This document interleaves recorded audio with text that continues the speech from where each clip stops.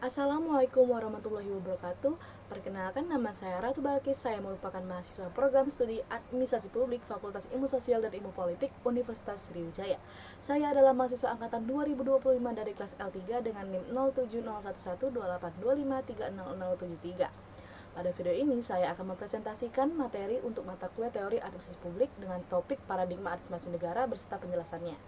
Dalam presentasi ini, saya akan menjelaskan bagaimana perkembangan paradigma administrasi negara dari waktu ke waktu, mulai dari paradigma yang berorientasi pada negara hingga berkembang menjadi paradigma yang lebih berorientasi pada kepentingan publik atau masyarakat. Nah, melalui pembahasan ini diharapkan kita dapat memahami bahwa administrasi negara tidak bersifat statis, melainkan terus berkembang mengikuti perubahan zaman, kebutuhan masyarakat, serta perkembangan sistem pemerintahan. Oleh karena itu, memahami paradigma administrasi negara menjadi penting bagi kita sebagai mahasiswa administrasi publik. Nah, administrasi negara adalah ilmu yang mempelajari bagaimana pemerintahan mengatur, mengelola, dan melaksanakan berbagai kebijakan serta pelayanan kepada masyarakat. Ilmu ini sangat penting karena melalui administrasi negara inilah pemerintah dapat menjalankan fungsi-fungsi pemerintahan secara teratur, efektif, dan bertanggung jawab. Tanpa sistem administrasi yang baik, kebijakan yang dibuat oleh pemerintah akan sulit dilaksanakan dengan baik di lapangan. Nah, dalam perkembangannya, cara pandang terhadap administrasi negara tidak selalu sama. Pada ahli administrasi negara mengembangkan berbagai cara pandang atau kerangka berpikir yang disebut paradigma. Nah, paradigma ini dapat diartikan sebagai cara pandang atau perspektif yang digunakan untuk memahami suatu bidang ilmu. Dalam administrasi negara, paradigma ini menunjukkan bagaimana fokus dan tujuan administrasi negara berubah dari waktu ke waktu. Secara umum, perkembangan paradigma administrasi negara menunjukkan perubahan orientasi yang cukup jelas. Pada awalnya, administrasi negara sangat berorientasi pada negara dan birokrasi pemerintah.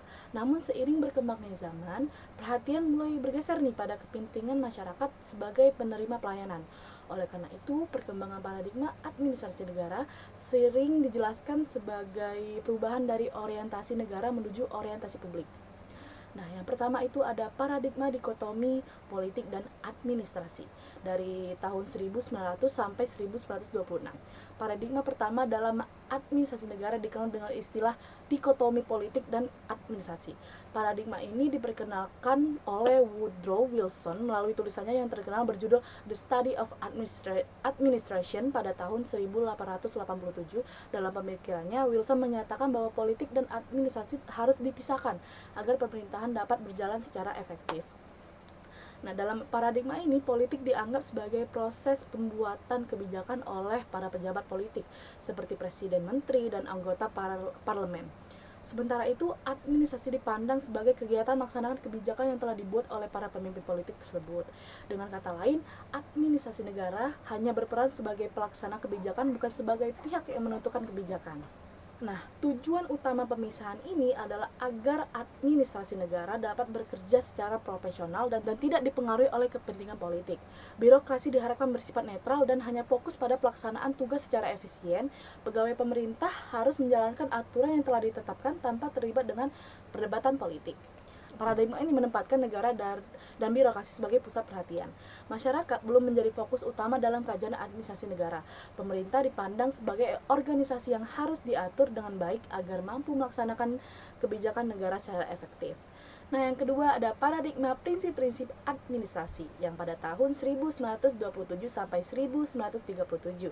Paradigma kedua ini menekankan bahwa administrasi negara memiliki prinsip-prinsip manajemen yang bersifat universal. Artinya prinsip-prinsip tersebut dapat diterapkan pada berbagai organisasi, baik organisasi pemerintah maupun organisasi swasta.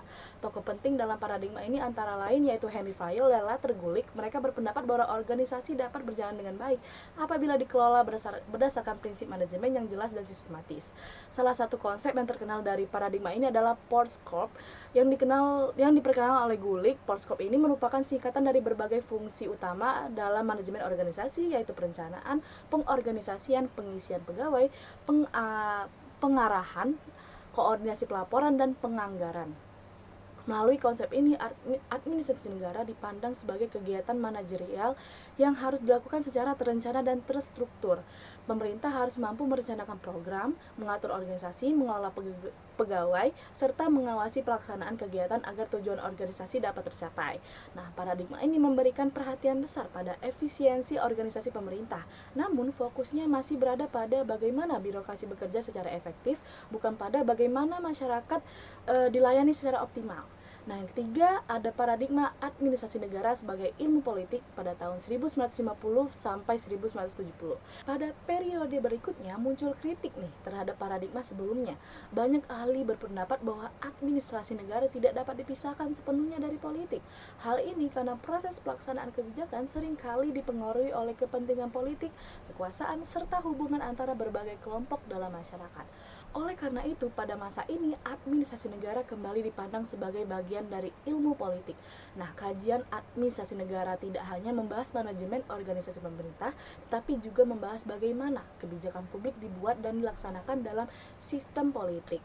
Para peneliti mulai mempelajari hubungan antara birokrasi dan para pejabat politik, pengaruh kelompok kepentingan dalam proses kebijakan, serta bagaimana keputusan pemerintah mempengaruhi kehidupan masyarakat. Dalam paradigma ini, perhatian terhadap proses kebijakan menjadi lebih kuat.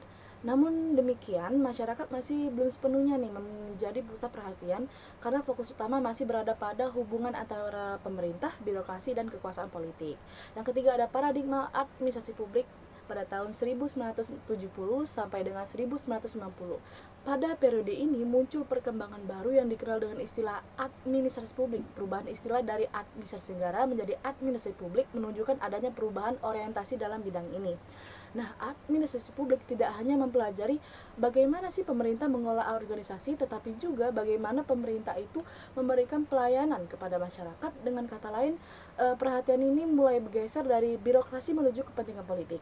Nah, salah satu tokoh yang berperan dalam perkembangan paradigma ini adalah Dwight Waldo. Ia menekankan bahwa administrasi publik tidak hanya berkaitan dengan efisiensi organisasi, tetapi juga dengan nilai-nilai demokrasi, keadilan sosial, serta kepentingan masyarakat.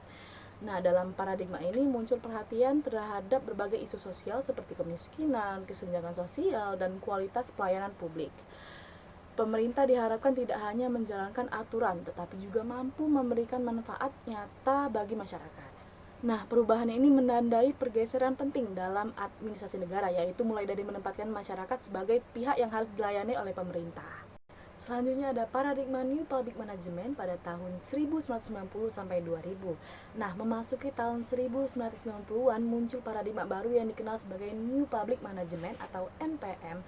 Paradigma ini muncul karena banyak negara merasa bahwa birokrasi pemerintah terlalu lambat, terlalu besar, dan kurang efisien dalam memberikan pelayanan kepada masyarakat.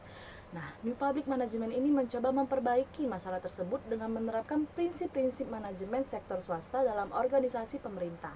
Tokoh yang sering dikaitkan dengan paradigma ini adalah Christopher Hood. Nah, dalam paradigma ini, pemerintah didorong untuk bekerja secara lebih efisien, fleksibel, dan berorientasi pada hasil. Kinerja organisasi pemerintah harus dapat diukur dengan jelas, dan setiap program harus menunjukkan manfaat yang nyata bagi masyarakat. Selain itu, konsep kompetisi juga mulai diterapkan dalam pelayanan publik. Beberapa layanan pemerintah dapat dikelola oleh pihak swasta atau lembaga non-pemerintah agar pelayanan menjadi lebih cepat dan berkualitas.